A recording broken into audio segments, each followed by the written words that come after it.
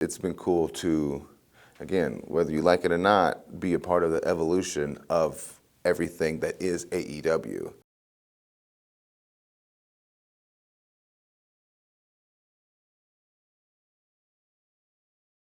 Ricochet, welcome to WFAA. Yes, sir. Thank you. Thanks for taking the time to talk with us. So we got All in Texas coming up a little over a month and a half. Is there anything about the show that you're hoping to do there? No. What I do comes naturally. It's organically, and obviously you have goals, you have aspirations. Yes, I am on my quest for gold, but whether that's on Dynamite, Collision, or All In, that's always going to be my main goal. Okay. I know this is actually your second show this year in a baseball stadium. You kicked off your year in the Tokyo Dome. You main evented that show, in front of tens of thousands of people. What was that? Was that a big, goal in your career, or what was that like for you?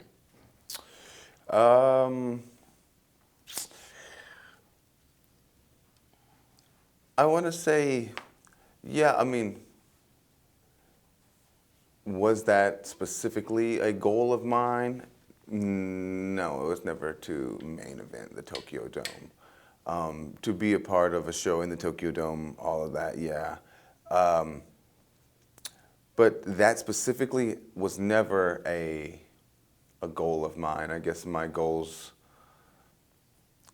honestly, when I first started wrestling, I didn't even really have goals. I was just doing it because it's what I love to do. There was no aspirations. There were no goals, honestly, because where I was from, just things didn't happen to people. So why would you even try kind of attitude?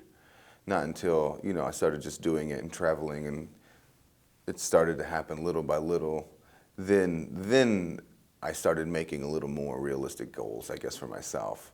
But when I first started, it's funny, having goals like that were never the reason. Okay. Yeah. Yeah. I was watching a match of yours the other night. It must have been 06 or 07. This guy uploaded a match between you and Chuck Taylor on some, I think it was some Kentucky public access show. Yeah. You guys kind of worked that match all over, right, when you started? Yeah, he and I traveled all over, yeah, from Illinois to Alabama to Missouri to driving up 16 hours to Philly, New Jersey, driving up to Maine sometimes. We really did. He and I put a lot of miles in together. He had an old 2001 Honda Civic that we just drove into the ground. Yeah. Wow. Yeah, I think Chuck Taylor is one of the most maybe underappreciated or underrated guys there is right now. Tell me about, how important was he into making you the wrestler you are? Yeah, no, I mean, honestly, he would travel, or I said we would travel, and he would bring, his camera, and he would bring his little stuff, because he was also going to college for video editing or something that took him 20 years to finish. But so he would bring his little video camera, and he'd set it up, and he'd film our matches, and he'd make a little compilation. He'd make little videos to it, and he would send it out to people, different promoters, and try to get our names out there. And sometimes it would work, and sometimes just by word of mouth, we did do a show that, he got us booked on, and someone was there, and then they would ask us to do this show. And so and he was there driving and helping me in those forms. So that really helped me in my early years, especially when I'm, 15 years old. I can't even drive. So luckily he was there to, really help me that. And then not only that, but in the match, he would obviously structure, and, we would do it, and we would fix a thing here, fix something there, and do it again, and completely different over here. But he definitely was integral in my very first cutting my teeth years, in the business. Sure. And, I was also watching other match of yours. When I think of Ricochet in Dallas, I think of that 2016 WrestleMania weekend, which a lot of people to this day consider one of the best WrestleMania weekends there is. And you had, I don't know if you knew this, the very first match that you and Will Ospreay had on American soil was right here in Dallas, down the street at Eddie Dean's Ranch. And, I was watching it last night, and it really felt like you guys already had your Best of the Super Juniors match kind of figured out what you wanted. It was a little rougher, but it was basically there. I mean, how did that come together? Did you guys just immediately know what kind of match you wanted to have? No, I don't think it's anything like that. I think he and I we get in there and we vibe well, and our timing is similar, our styles are similar, our ring awareness is similar, and what we want, like the style we want to create, is similar. And so I think when you get two guys like that in there, you whether that's high flying or technical or whatever it is, whatever style, whenever you have two guys that are so similar like that, I think you're going to get something really nice. Yeah. And so now both of you guys are in AEW, and you're going to be back in Dallas in July. I don't know if you're going to be facing each other, what you're going to be doing, but it feels kind of like a full circle moment that you guys started out together 10 years ago in front of 300 people, and now you're going to be in front of almost 20,000 people at Globe Life. Yeah, no. I think just the slow progression of just wrestling in general has been awesome, and I think a lot of the guys that I started with who are still around, and even then 10 years ago was 12 years for me. Mm-hmm. So even then, because I think that weekend AR Fox had a big weekend, even guys like Austin Theory had debuted that weekend in a big crazy match that we had. So I mean, it's crazy. So to be a part of a lot of the guys' evolution, and even someone like Ospreay, who from then to where he is now, has grown exponentially. So it's just been cool to be able to be there and be a part of it and see everybody. Yeah, and it's so funny, all the controversy around the matches you and Will had back then, and I feel like those are almost like load-bearing matches for modern wrestling. I mean, you look now, and there's a whole generation of guys under you that I feel like have copied you and Will's style, or been heavily inspired by you and Will's style. But I mean, what's funny is even before Will and I, there was it was going around of Pac and I and Dragon Gate. Yeah, of course. Going around, which still I get tagged in a lot. And that was in 2010 maybe. 2011. Maybe 2011, maybe early 2011. No, that was the Brave Gate match, so that had to be 2011, Blood Warriors. Yeah. So even that, and then you go, like you said, 5 years later to that, the Will Ospreay thing. And then you go almost 10 years later to where we are now. So it's been cool to, again, whether you like it or not, be a part of the evolution of everything that is AEW. And again, I have been there. Sure. And now, you come to AEW, and you've got this great new character that you've developed. Did you know when you were coming into AEW that you were going to have this turn, or was that something you realized early on in your run? From the very first day, I have been very strategic about the development of the character. I've been very strategic about how we've proceeded and about where Ricochet wants to go. And obviously the crowd and everything plays a big part of what you're trying to do. But from the very beginning, this had always been kind of the plan for me. Obviously, how you get there and how long it takes to get there, that all varies. But yeah, I've always had the plan to come in here and be myself, and be myself eventually. That's always been the plan. And again, but how long it took took us to get there, and how long and how it took and how we got there, that all varies. But yeah, it has always been the plan for me to come in here and be myself. Okay. Now, And what's crazy to me is, forgive me if I'm talking out of turn here. I feel like you've never really been known for character work or for, talking on the microphone, things like that. And you come to AEW and you're just blowing people away with this stuff. Was that something that you had? Was there someone who helped you with that, or how did you develop that?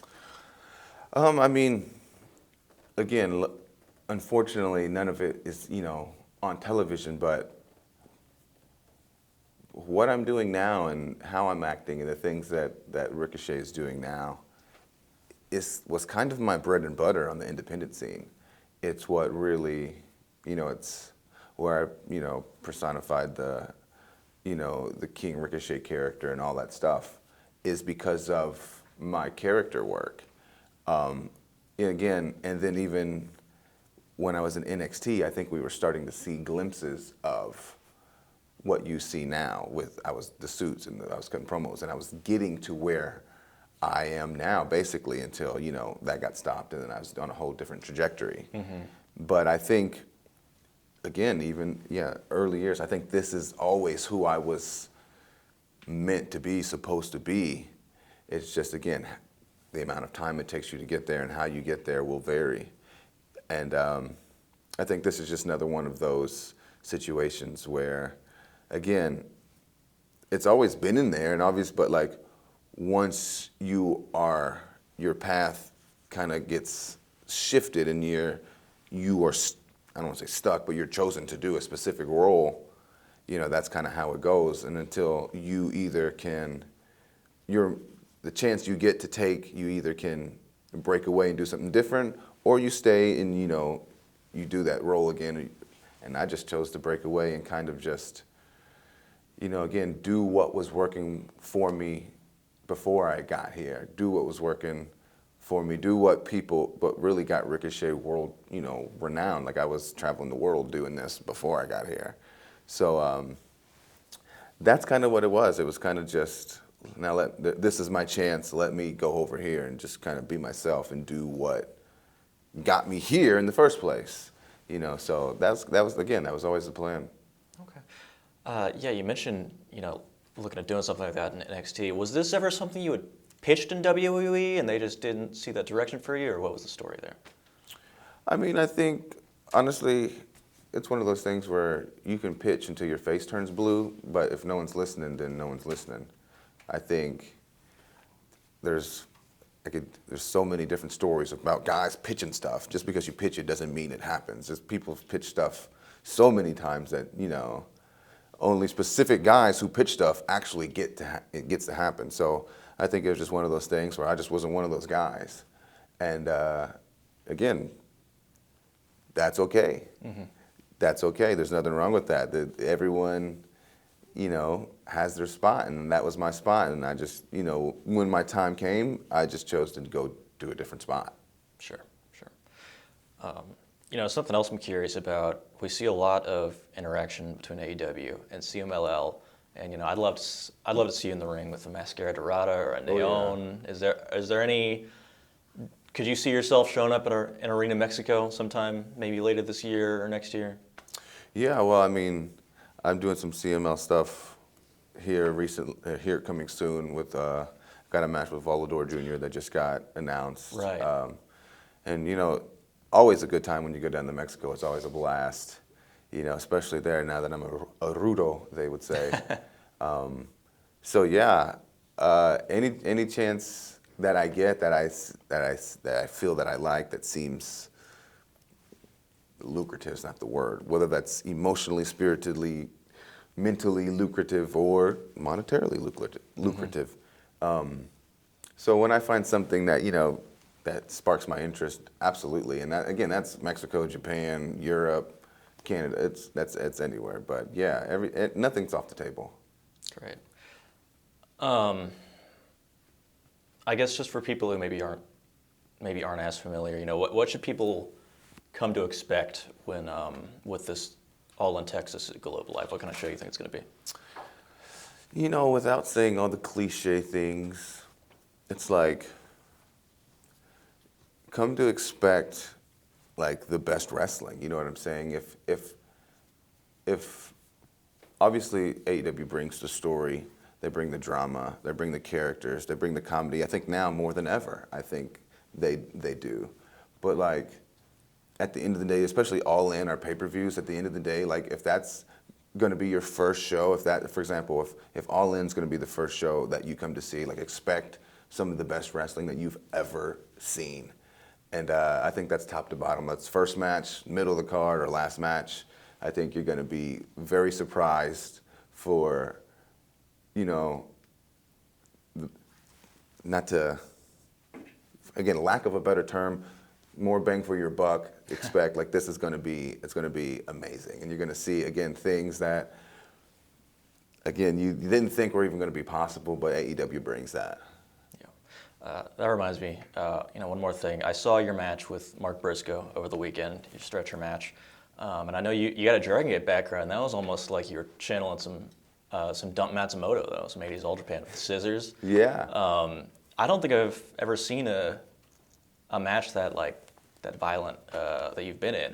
Was that something different for you, or what was that like? That match? I mean, I think especially for where I'm at now, I think nothing's off the table. Especially I think for the amount of like hostility and just rage and anger that has built up within me these past couple months or years, really. I think something like a stretcher match is like the perfect outlet for that emotion. You know, I think obviously you bell to bell in the ring, technical match, you're not gonna get better than me. But I think a match like this, especially in AEW, it's the perfect outlet for Ricochet to release all these negative emotions that are being brought to him by outside sources, I would say. So I think something like a stretcher match is right in Ricochet's wheelhouse, especially now more than ever. And you got to actually see that in person at Double or Nothing. Yeah, great. All right, I think that's it. Thanks so much for your time, Ricochet. Yeah, no worries. I appreciate it.